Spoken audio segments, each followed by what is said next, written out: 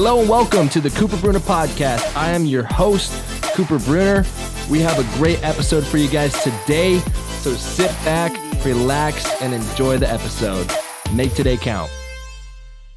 Dretty Snapped, my man. Welcome to the podcast. What's up, bro? I'm happy to be here. Happy to have you here. This is going to be a really exciting episode. For those of you that may or not know Dretty Snapped, he is one of my good friends, and we grew up together, which is pretty crazy. I think I'm probably your oldest friend when you think about it. Oh, absolutely. Because we have our families are friends back in Tualatin in circa like 1998. 1998, yeah. Just so there's photos of me and your older sister, like 5 years old. You're like 3 years old. With a coconut head. Yeah. Coconut haircut. But yeah, my boy Dretty Snapped has been producing beats and music in not only back end work as far as like beat making, he does vocals. And I don't want to steal his thunder, but for the audience, why don't you just give us a little spiel of who you are and what you do? Yeah. So I've been a musician since I picked up the guitar in like 2006 when I was like 12 years old, and been playing guitar consistently ever since then. Kind of always viewed myself as a guitar player until I downloaded Ableton, which is the DAW that I use.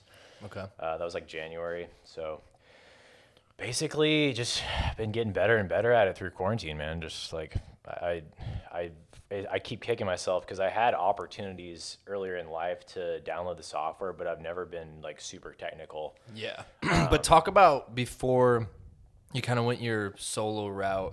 Sure. You were in a band as well.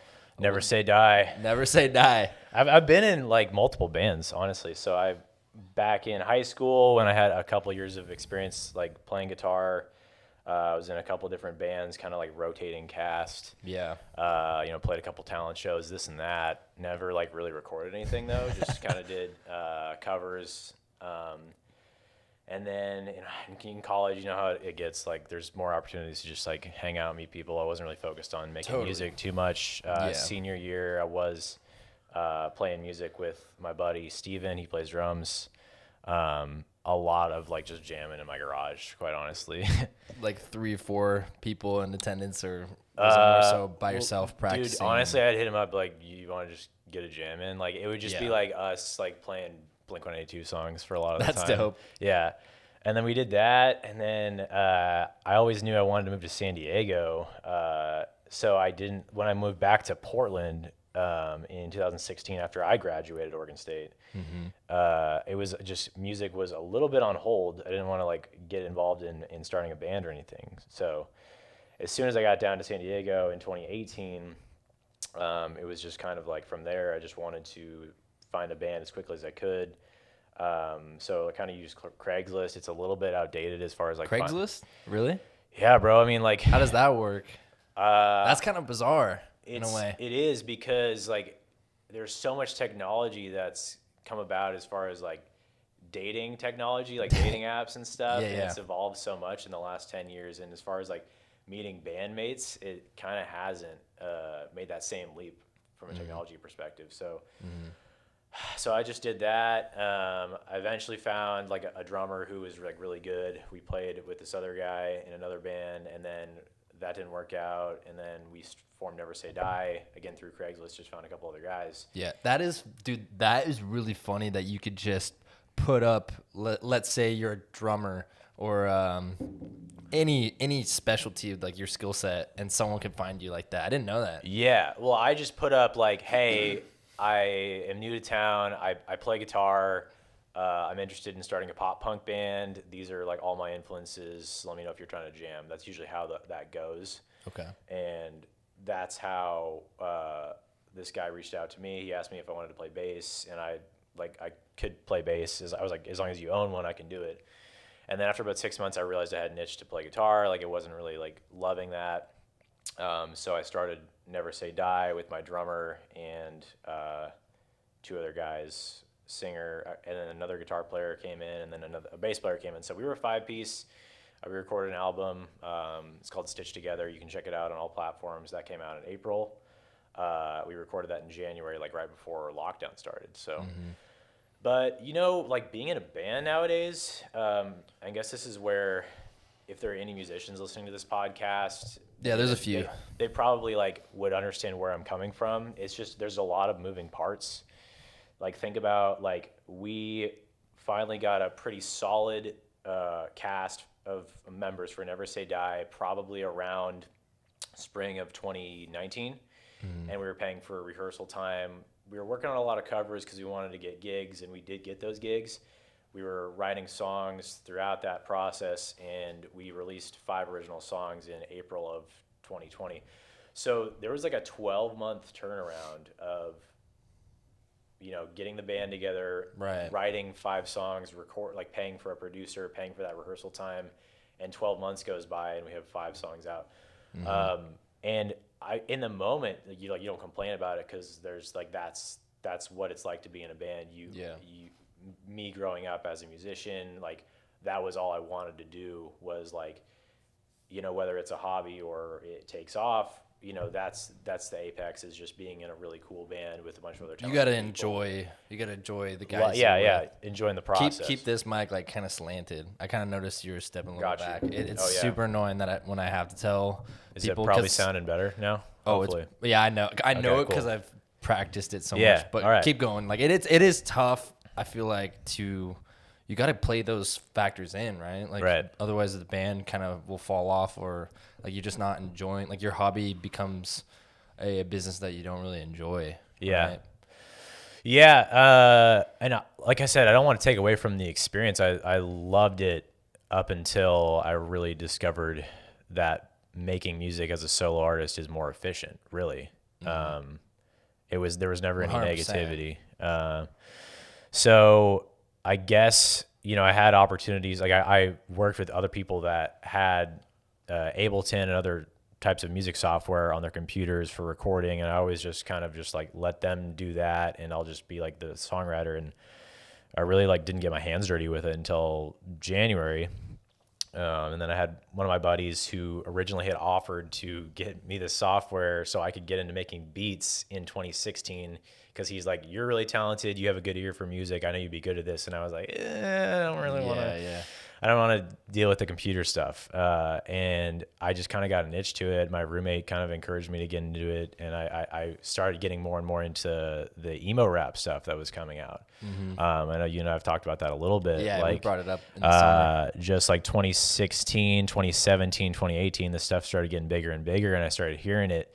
And I've always liked trap music. Like, I think it really started getting a lot of steam. Like I started college in 2012, which is right around the time that it started getting bigger. Whether it's like the rap side of trap music, like, you know, just a lot of like basement parties, like there's like ASAP Ferg playing and stuff. And then there's the EDM side of trap music, which is a lot different. That's like, you know, RL Grime, Nightmare, like a lot of those artists. And they're different, but some of it's all really interesting, like all the sound design that's going on. And I always had a lot of respect for those producers. Right. But it was just very like, the culture just didn't overlap at all with pop punk. And pop punk is my first love. It was like the only music I really had any experience writing. So I just kind of, those two things were very separate. Those were like two that's a very tough separate genres, separate cultures, and just artists in 2016, 2017, that wave started coming in. Like, you know, Lil Peep gets a ton of credit, XXXTentacion gets a ton of credit, and about a year or two later, Juice WRLD gets a ton of credit, right? So hearing all those artists, and just especially Juice WRLD, like, he's packaged as a rapper, a top 40 rapper, pop star, but when he's singing, like, the melodies, like, very clearly, at least to me, it was very clearly influenced by a lot of the 2000s pop punk that I grew up listening to, and a lot of people in our generation grew up listening to. And I think there was sort of two different sectors of the pop punk fan base, the millennials that grew up with this stuff. There's people that were open-minded to emo rap and you know, replacing live drums with 808s. There's people that were really open-minded and interested in that stuff, and people that were, you know, either started going to those shows or even taking it one step further and becoming an artist in that genre themselves. Then there's the other half where people are like, oh, I still prefer bands. It's, you know, the emo rap thing is kind of a gimmick, or like that's not like they don't see it as pop punk at all. They don't see it when it's really, I just see it as the emo songwriting that's been happening for the last 20 years has been evolving. Oh, definitely. And I want to go as an artist. I'm interested about this wave of where emo music is going. And just that culture that comes with it is all very new and exciting. And I think, unfortunately, rock music has a little bit of a problem, certainly with pop punk music that isn't embracing modern trends in emo, i.e. trap beats. You have a genre that catered to millennials, and that was all good and well in the early 2000s, in the mid 2000s when we were younger. Yeah, absolutely. But if these people grow up and now pop punk bands that were coming out, and this is where I'm going to come back to myself with Never Say Die, I noticed that our fan base was like a lot of our friends and people my age and like a year or two, very like older or younger crowd. just like people in, like, I'm 27, so there was just a lot of people that liked Never Say Die were people who liked pop punk bands in the 2000s, people who are ages 25 to like 35 now. Younger, mid 30s.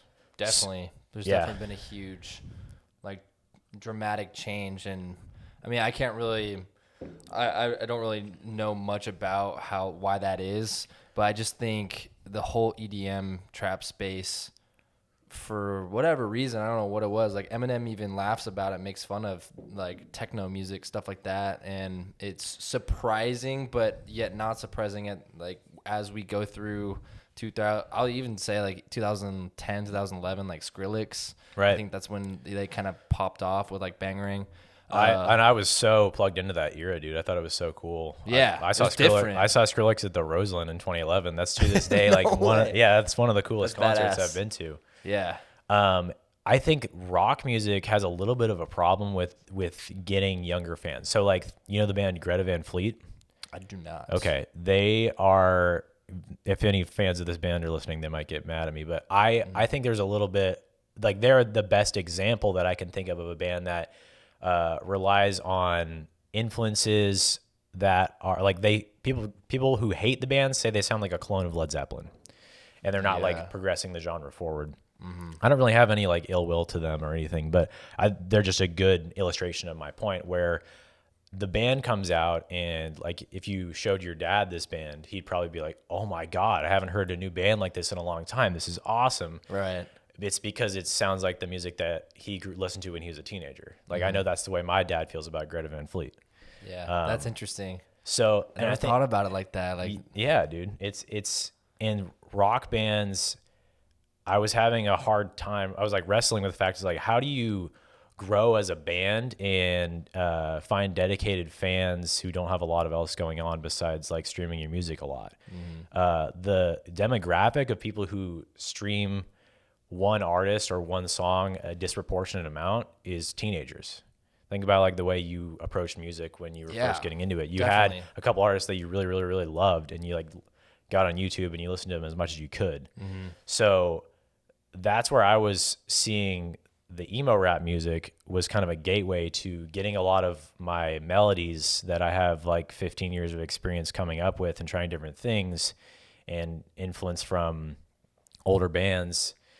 I say older being like bands from like, you know, just late 90s or like mid 2000s.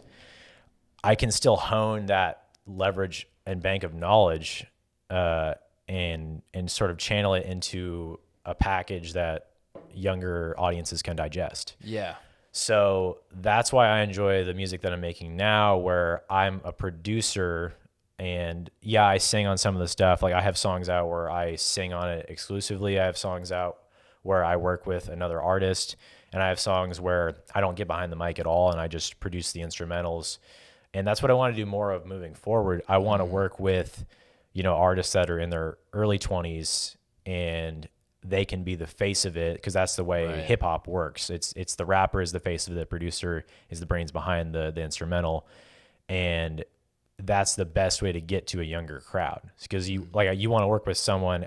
As a 27-year-old myself, I want to be like, I can't stop the clock. I'm going to be getting a year older every year, right? Yeah. But what I can do is for the next 5, 10, 20 years as a producer, I can always work with artists that are in their early 20s or even late teens. Exactly. And I'm always making music that's going to reach the ears of teenagers at the moment. And if a teenager falls in love with my music, they're going to listen to my music for the next 15, 20 years of their life. Yeah, yeah. And they're going to show their friends about it, or they're going to show my music to their friends. And that's the piece that I was kind of lacking playing in a rock band. I don't know if you like see where I'm going with that. No, I do see where you're going with that, but I have a few questions arised from what you were saying. The first thing is, it seems like with your experience of just loving punk rock and you noticing that shift of where the attention's going, and it seems like you have a really opportunity for a niche here that people might not be ready for or haven't really thought of, that, you know, here comes Dretty Snapped and his beats, and you open these doors, right? Like that people they've never heard these sounds in this sample pack or like in this sequence, and you can find people that are attracted to that and take off. Like a perfect example right now in my head that I can think of that really just kind of took off out of nowhere was Trevor Daniel and Falling. I'm not familiar. Is he a rapper? Trevor singer, Daniel producer? was this TikTok kid that really came out of nowhere. Got 2 songs. One of them was, I hope I don't butcher this, Falling For You.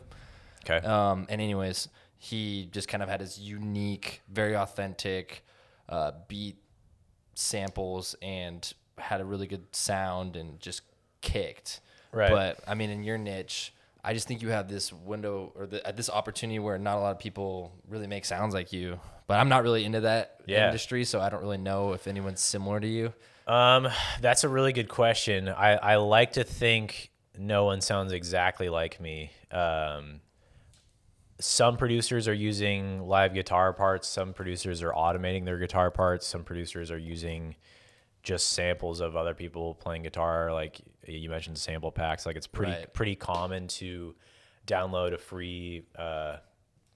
free sound pack where like, hey, this is, you know, there's 20 guitar and piano and synth loops, and you can like some people don't have the music theory background, and there's actually, it's possible to get into producing music without much knowledge of music theory.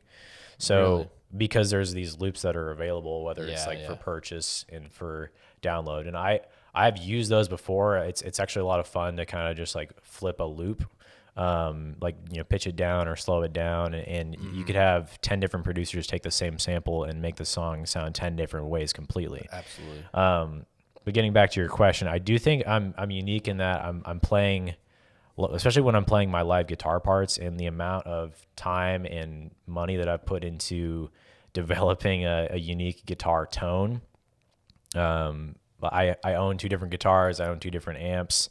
I have like 7 different guitar pedals. Yeah, you come from a background of being in a band, so you have the skill set of making your own music. It's rare that DIY trap or emo rap producers have the equipment that I have, just from that standpoint. So I think I can make, and I have been making riffs that sound kind of unique.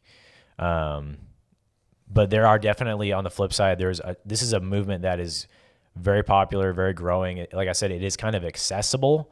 Like anyone can think they're talented enough to get into producing because it is so accessible.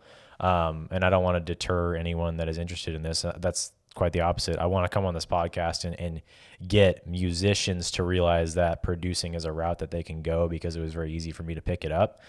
And it's I think the challenge that I face is a lot of producers are like, hey, I'm 15 years old, so I don't have to pay rent. So here's my beats, and they're posting them on these Facebook forums, and I'm in these Facebook forums, and I see people like giving away beats for free. Yeah. And there's a lot of artists that are trying to hop on their first beats and they've been either a producer for less than a year, they've been a rapper for less than a year, they've been a singer for less than a year, and they're just like, well, I just got to get started. They don't have a lot of expensive equipment, and they don't have any money to spend on beats.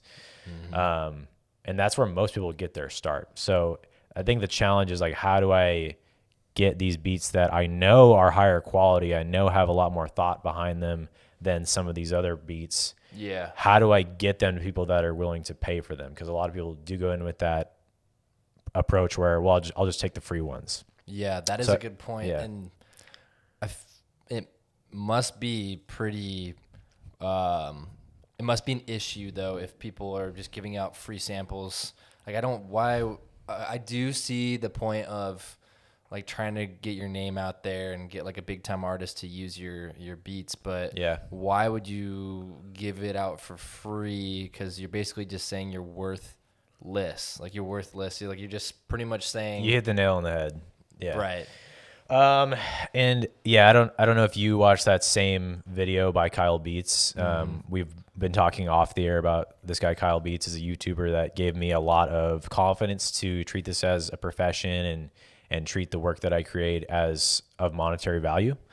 But essentially I know that most people don't do this because if they did do what I'm about to say, they wouldn't be giving away beats for free. I have a pretty simple goal of making music my job. Okay. So then you just continue to start at that large level, and then you kind of like work backwards until you find pricing points that make sense for me, for you, like for whoever wants to make music their job. Right. So I came up with a specific number, a number that I have made annual income in the past.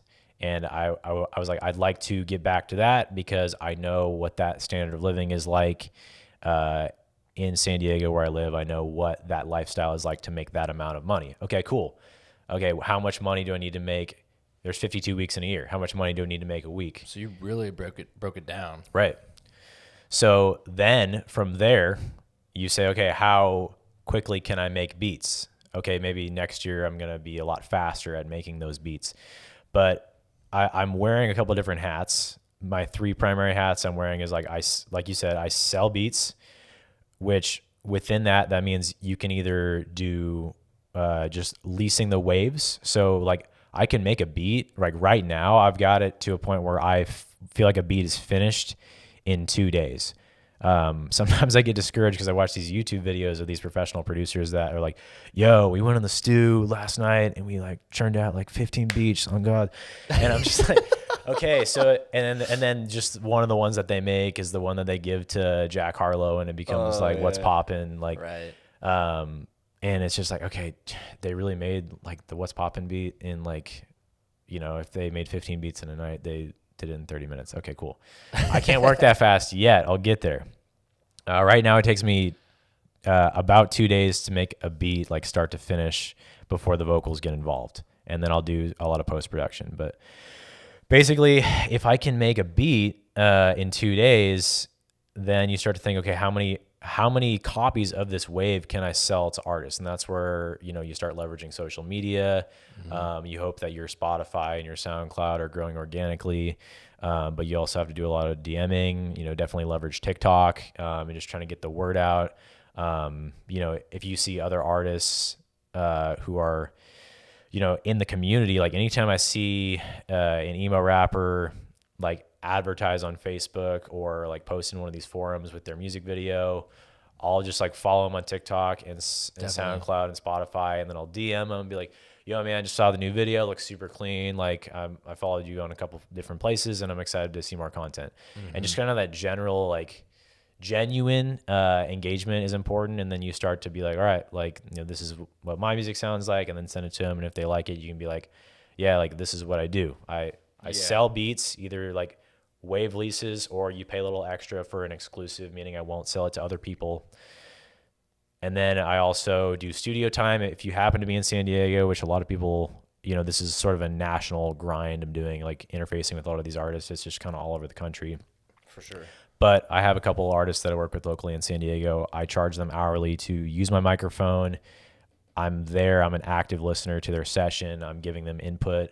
A lot of them don't have a background in music theory, so I can, teach them a thing or two about melodies, and that's always productive. And they're willing to pay just, that's super dope. 20%. Dial them up to. Well, dude, it's pretty standard rates for San Diego to spend $30 an hour on a studio session, which is like if you don't own a microphone, you don't have recording equipment, then you just go to some dude's studio and he's like just not there, or he's like chilling on his phone. Yeah, my buddy Keith's been on the podcast, and he has his own studio he rents out. That's where he makes his money. He has like a radio studio. People can do this is so funny. I heard an analogy, like someone was like, if you're a singer, rapper, producer, like doesn't matter, you have to have a microphone. You have to have the ability to record yourself. Don't be like spending money on studios, because like think about like the way like LeBron approaches like playing basketball versus the way like, I don't know, Tony Parker approached playing basketball, right? Yeah. Or like maybe he's a bad example. Tim Duncan's probably a better example. Like Tim Duncan just showed up, hooped for 18 years, won a couple rings, and left, right? Right. No shoe deal, like nothing. Phenomenal player, just one like arguably a top 5 player of all time, right? But what LeBron did, it doesn't matter whether or not you think he's the GOAT on the basketball court. He's the GOAT of being a mogul and having basketball just be one of his hats, right? Yeah. Because he has the shoe deal. Yeah, he has multiple revenue streams. He owns like that soccer club. And the pizza place that's going Blaze exploded when he bought it. Partially just because they got the LeBron cosign, I feel like. Yeah. It's LeBron James's pizza place. Yeah. Like how not many people can say that. Yeah. So that's the way anyone who's a musician should approach their craft, right? Don't just wear one hat. So I'm like, you can go to someone's studio and spend $30 and you basically have to have your song ready and you go up and record it, and they're not going to give you any input if they're even there to watch you. And that's why I feel comfortable charging $50 an hour, because it's like, look, my time is valuable, but you're going to get a lot of value out of me being there. Yeah. My microphone's probably nicer than the one you own. And, I'll produce your track afterwards. Basically, so like back to the 3 hats: selling beats, studio time, and mix masters. Now, basically that is they may or may not have bought the beat from me, but what that means is you have to understand the nuances of like sound and frequencies and how things interact to have the knowledge of how to produce a final mastering of a track. Okay. And that may or may not include vocal production. If you're listening to this and you're like excited about making beats, but you don't know anything about vocals, you don't have to get into vocal production. I took it upon myself to learn that and get really good at not only making vocals sound clean, but like creative, right? I mean, you can listen to my song Cold Hearted, and there's a lot of like moments where the vocals kind of crescendo and there's different sound design going on with the vocals that I did on that artist's voice. So there's just a lot of things that I do, which makes it interesting when I interact with different vocalists, rappers, and singers who like want to follow my story and potentially want to consider working with me. Just kind of like, this has allowed me to get to a position where just after like, meeting people online, meeting people like at gatherings in San Diego, and just like ask, hey, I got this beat, like I'm trying to sell, like, do you know anyone who like raps or sings? Basically, I got to a point where there's these 3 artists. One's in San Diego, and then he has 2 SoundCloud artists that he met through SoundCloud. Who's that? OMG Brody, who... Yeah, he's been on your songs. He sang on my song Cold Hearted, which is my highest streaming track. Shout out OMG Brody, what's up? Yeah, that song is dope. That's one of my favorites. Well, people like it. Obviously, it's got almost 6K streams probably at the time that this podcast airs. Yeah. So basically, he's like, yo, dude, like, I got to introduce you. I got to tap you in with Gabriel Tyler, who's a really talented rapper based out of Wisconsin. And got to introduce you to Jesse Beats. He's a really talented singer and producer based out of Indiana.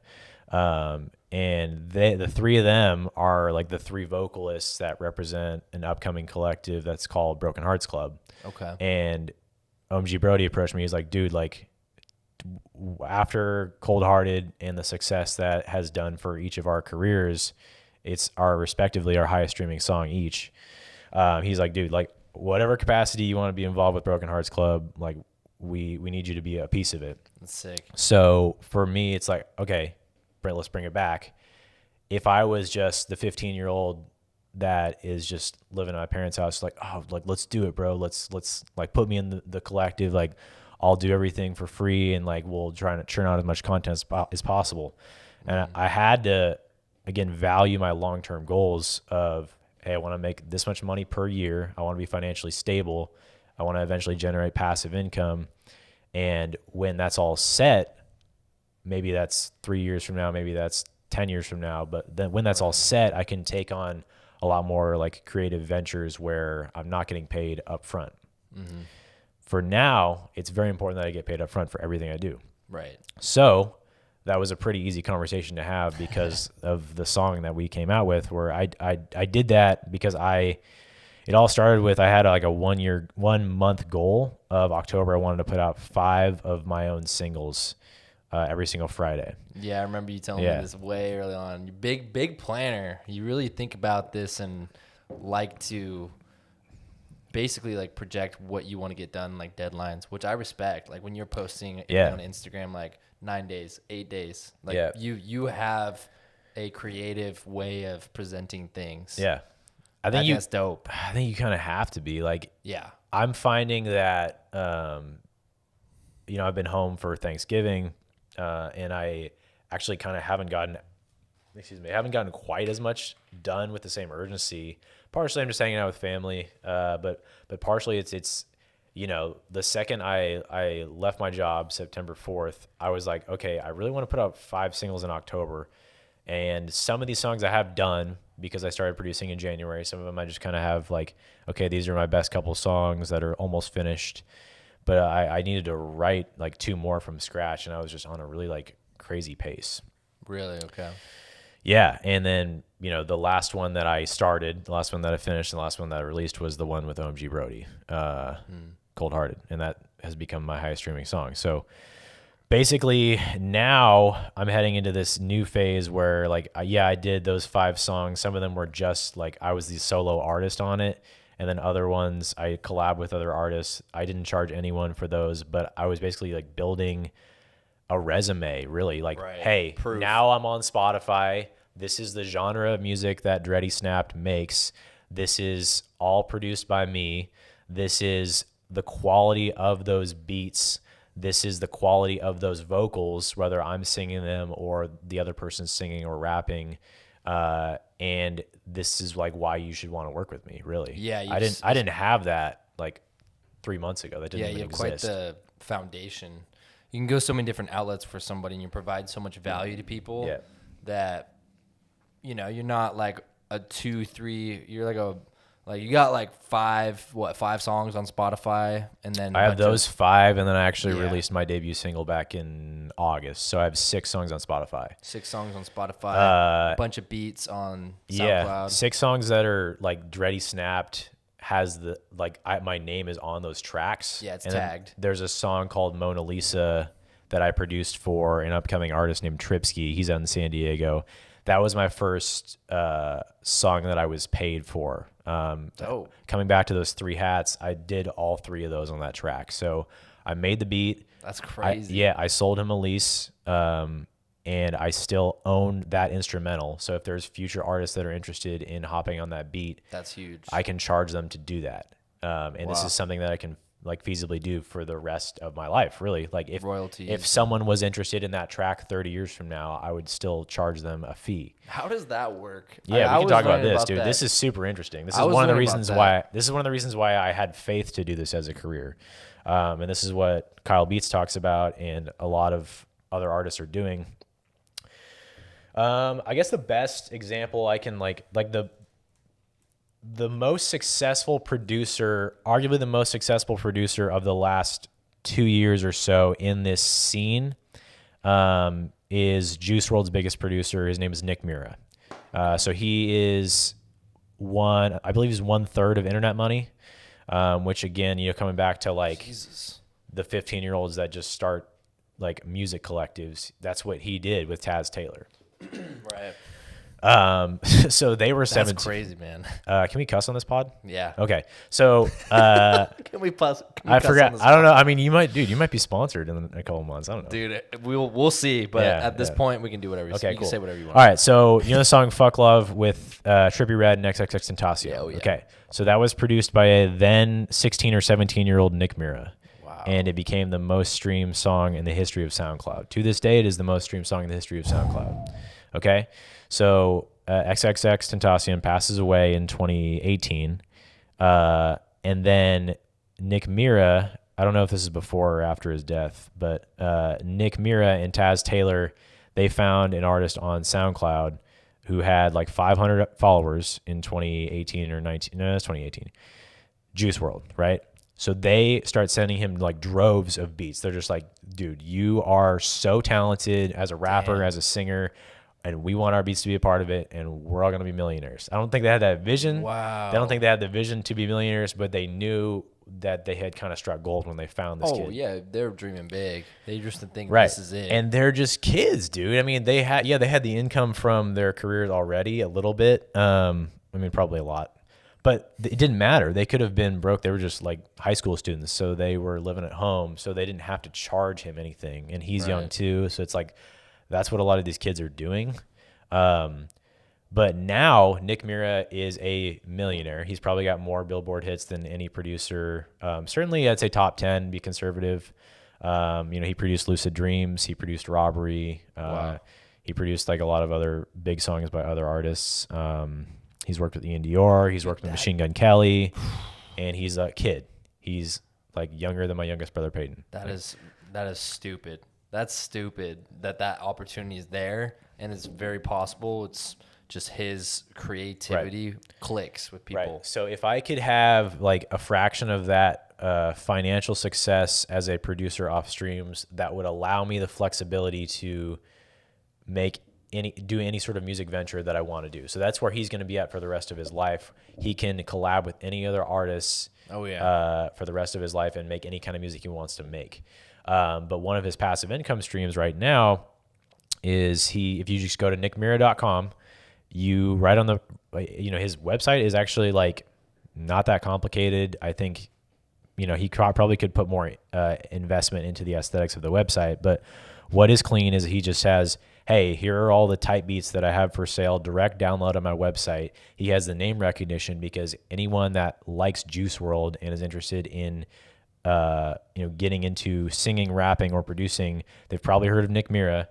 So hey, let's just see what's going on nickmira.com. Okay, cool.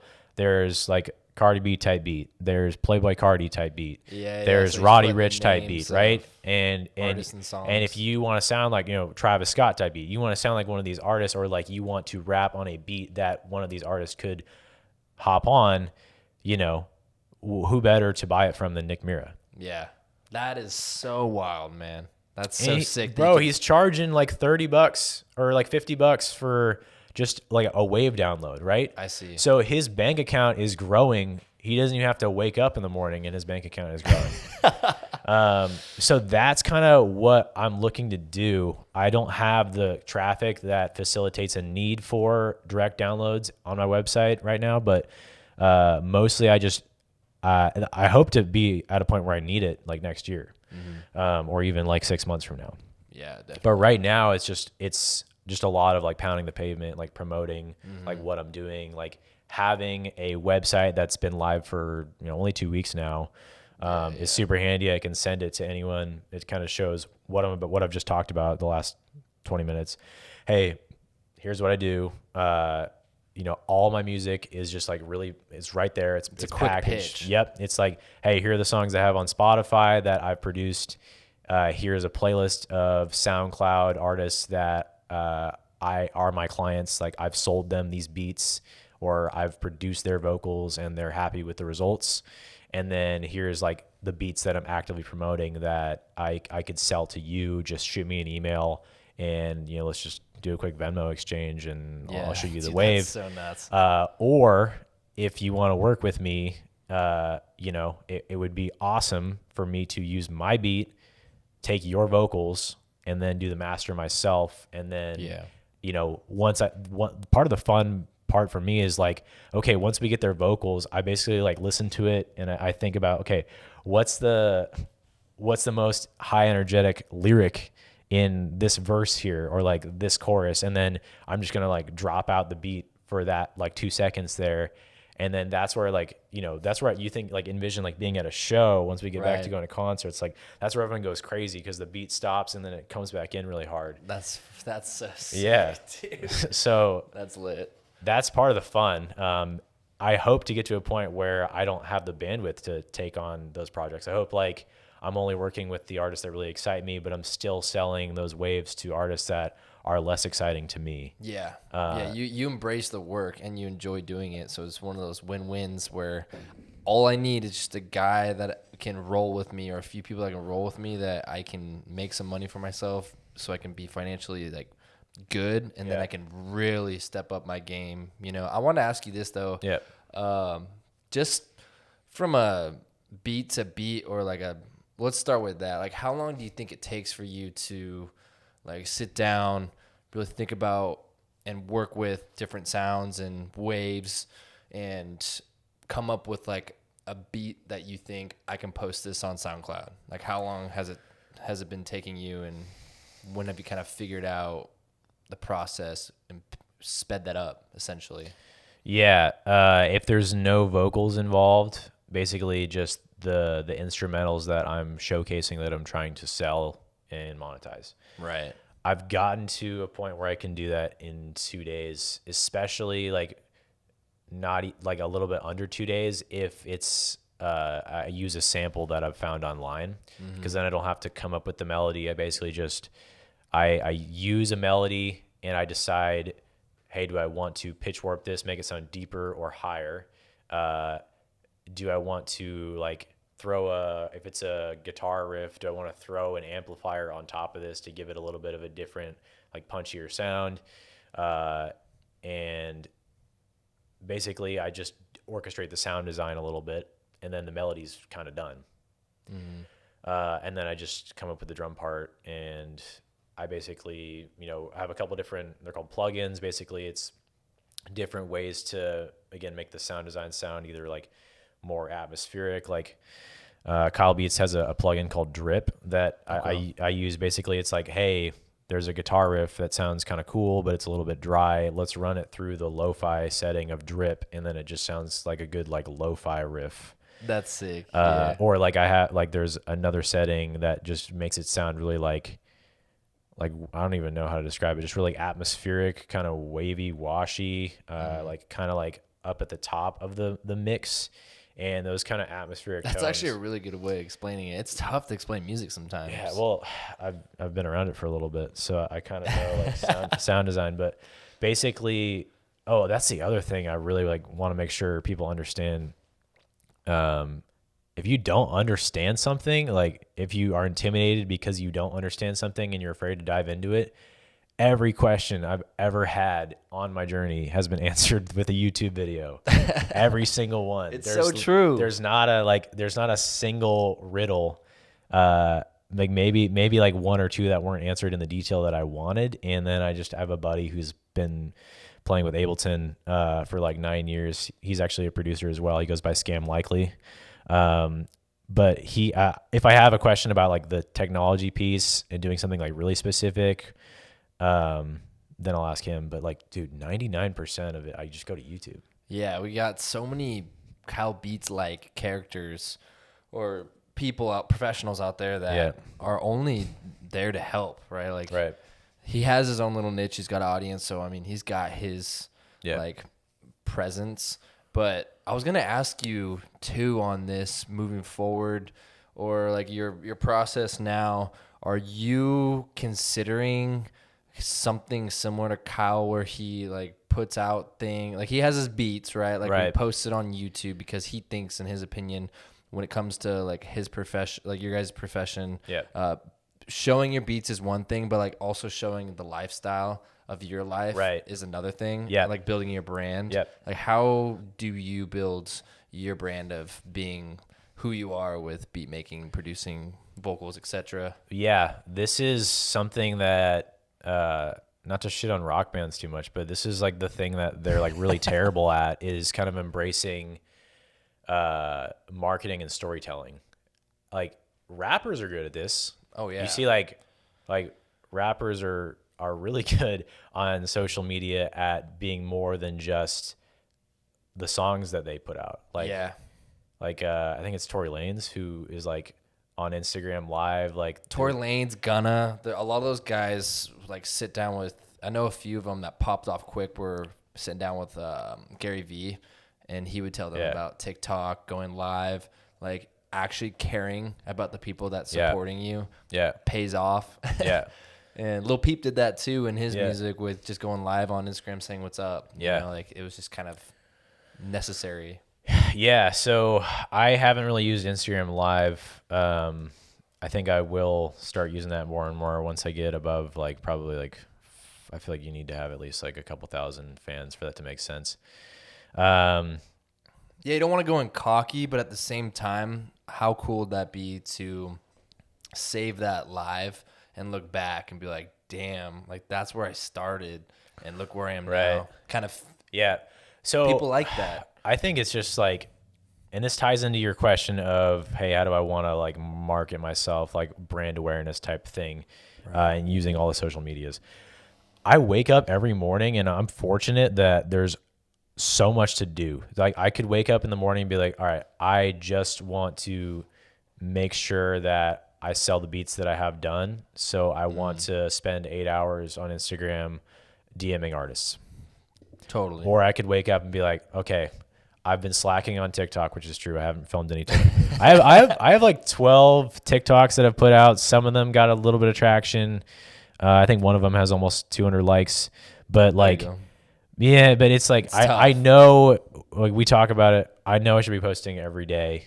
So that's like, okay, so maybe I should just spend a day on creating TikToks, kind of loading them up, and then dropping them like, you know, in the afternoon, like once a day.